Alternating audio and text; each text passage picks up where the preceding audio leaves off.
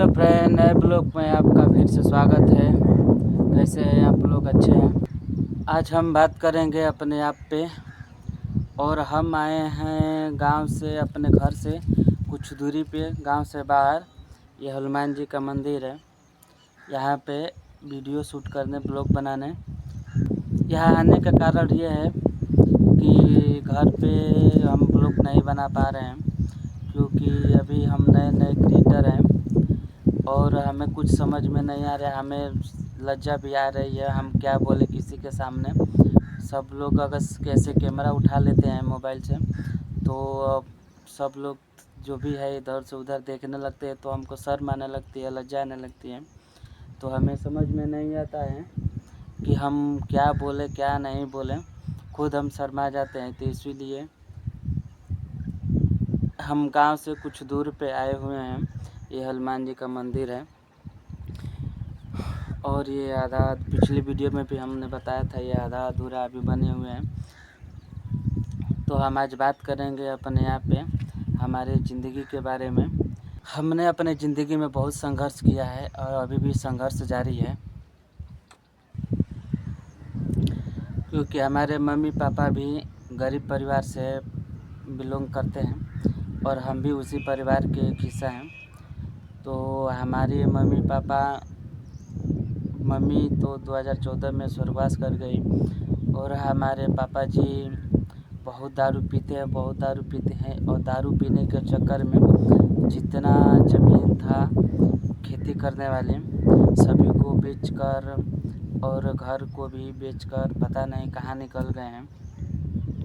उनको हमने ढूंढने की बहुत कोशिश की, मगर कहीं पता नहीं चला। हमने थाने में भी तहरीर दी, थाने में भी FIR हमने लिखवाया गुमशुदगी का, तो उसमें भी कुछ पता नहीं चला।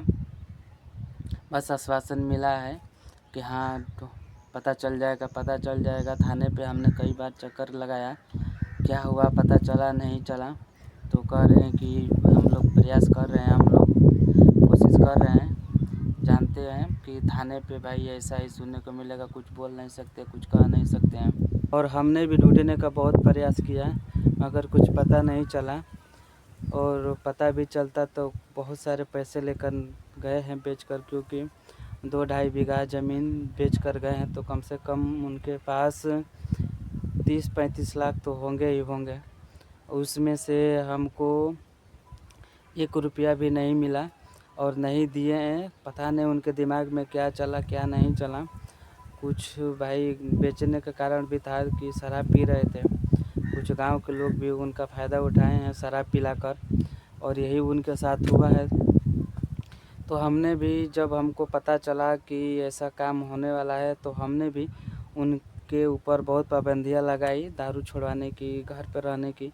मगर ऐसा हम नहीं कर सके, हम नाकामयाब हो गए।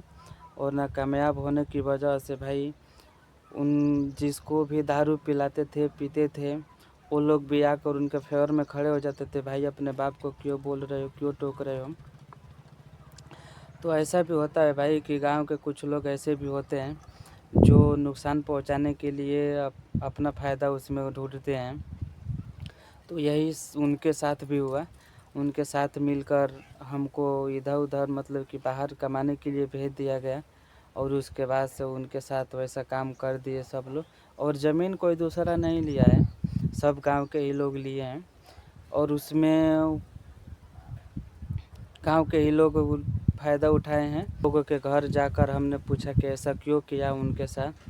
तो भाई जानते हो, जिनके पास ज़्यादा पैसा, जिनके पास ज़्यादा परिवार होने की वजह से लोग गाली गलौज देकर हमको वहाँ से खेद दिया करते थे। हमने बहुत भाग दौड़ तहसील का किया, मगर कोई फ़ायदा नहीं हुआ। यही सुनने को बार बार मिला कि आपकी मम्मी अगर होती तो शायद आपको कुछ मिल जाता, या आपके मम्मी को पूरा आधा आधा मिल जाता।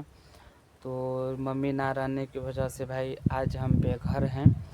और आज भी हमारे पास ये 1 बीता भी ज़मीन नहीं है, और हम लोग रह रहे हैं दूसरे के ज़मीन पे। लोग ऐसे ही जानते हैं, कोई अच्छा काम भी करने वाले कुछ लोग होते हैं गांव में, तो प्लीज़ गाइज आज की वीडियो में बस हम इतना, और फिर अगले वीडियो में आपको फिर हम अपने जीवन के बारे में बताएंगे कितना कष्ट में दौर में रहा। और तब तक के लिए थैंक यू, नमस्कार।